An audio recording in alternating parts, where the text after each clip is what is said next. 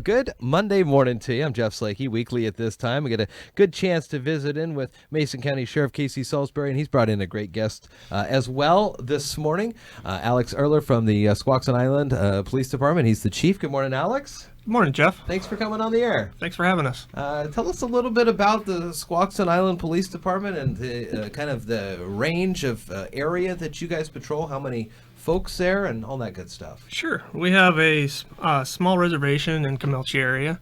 We have 13 on the force, myself, 3 sergeants, and the rest officers. I have an administrative assistant, a court clerk, and an EOC employee. Wow. Yeah, and I have a volunteer and a couple reserves, so it's a lot of fun. And about how many folks do you take care of, patrol there in the area?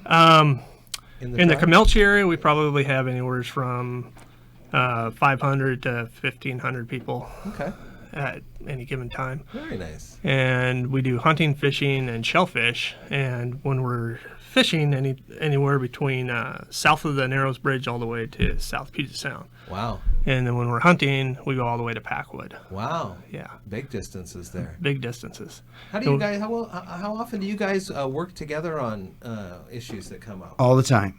We've had a great opportunity this last month to talk to a group about relationships with different agencies, and the Squaxin Island tribe and the Skokomish tribe both.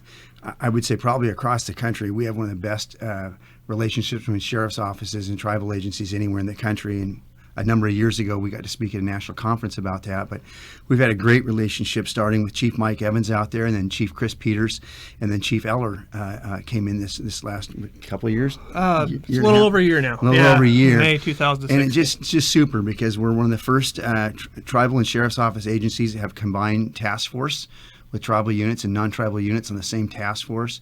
And I don't think people, Alex kind of undersold. The area that they cover is phenomenal, that the tribe covers. And so many times we'll have a circumstance where we need especially like a boat or something, and you never know. These guys are out 24/7. You never know when they're out there on the boat. And so they've helped us numerous times with issues with Marine Patrol, and backing us up on calls, and when there's an issue on tribal lands. It's just a great relationship like no other in the country, and so that's why I'm thrilled to have Chief Ehler on this morning. How do you guys work with that? Do you have to have some sort of an agreement between the sheriff's office and the tribal elders or the tribe itself that says the sheriffs can work with you or come on tribal land, or is there any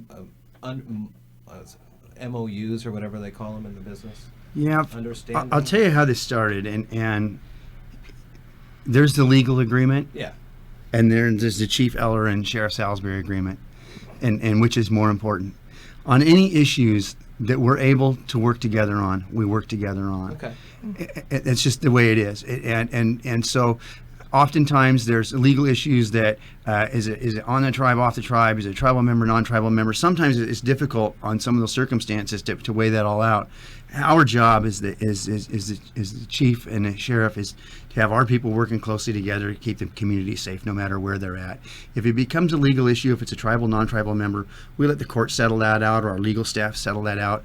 Our job is to make sure that the bad behavior stops and that other people are safe. And at that point, we work together on that issue, and we'll work on the upper level legal ends of that with each of our legal staff, or the prosecutor's office, and the tribal law enforcement, or the tribal attorneys. What else do you guys want to talk about this morning? Well, Alex, you're kind of quiet this morning. Okay, well, I could tell you about my law enforcement career. Please tell me about it. Well, it's exciting. I started when I was 21 years old. Okay. In Oregon. I worked for the Warm Springs Reservation as a jailer in a reserve. Then I went to Umatilla Reservation, became a road officer there. Went to the Oregon Police Academy, then came up and worked for my tribe.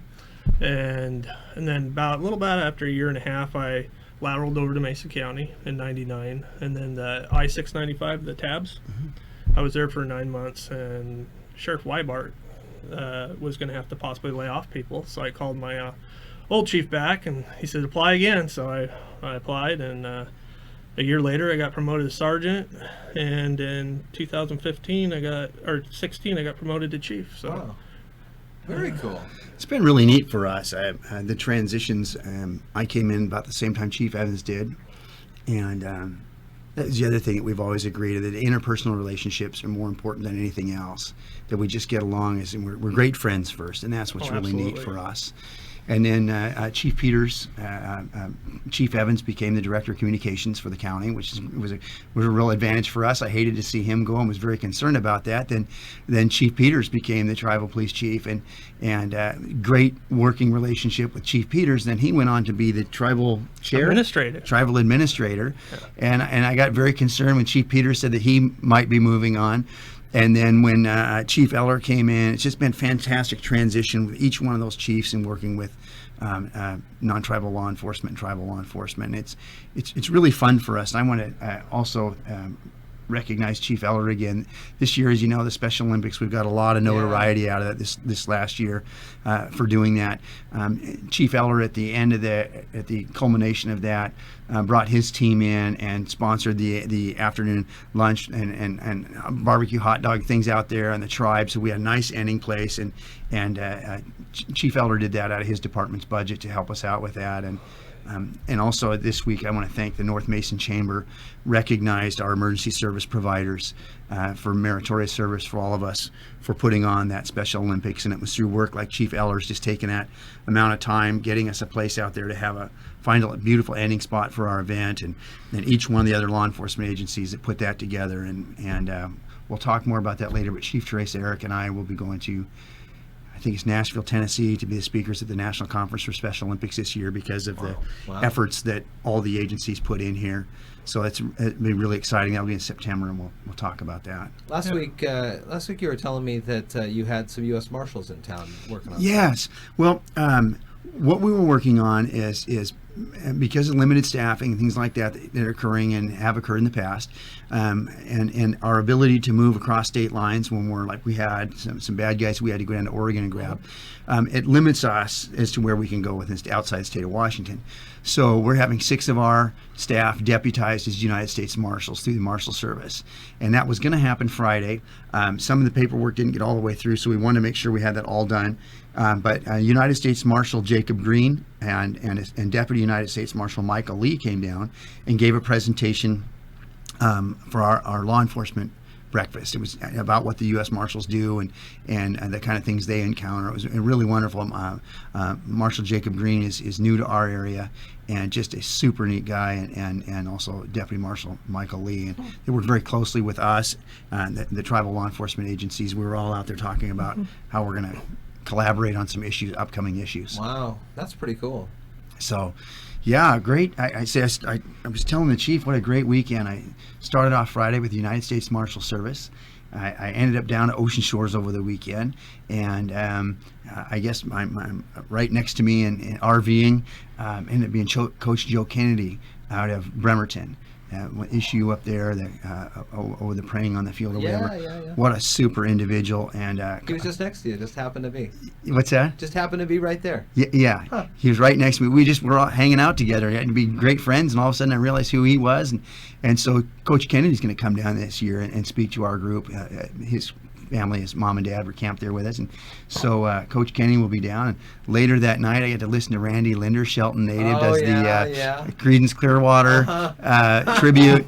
Unbelievable down there at the Quinault, just packed. And Randy's such a talented guy in his band, and then to come in and end the weekend. And yesterday I called Chief Ehler. He's such a celebrity. He's hard to get a hold of him for a Monday morning. So he's been gone off doing his own shows or something. So I've been working so hard, and to have the opportunity to have Chief Ehler come on with us so that people in the community get to know the tribal chief from both agencies.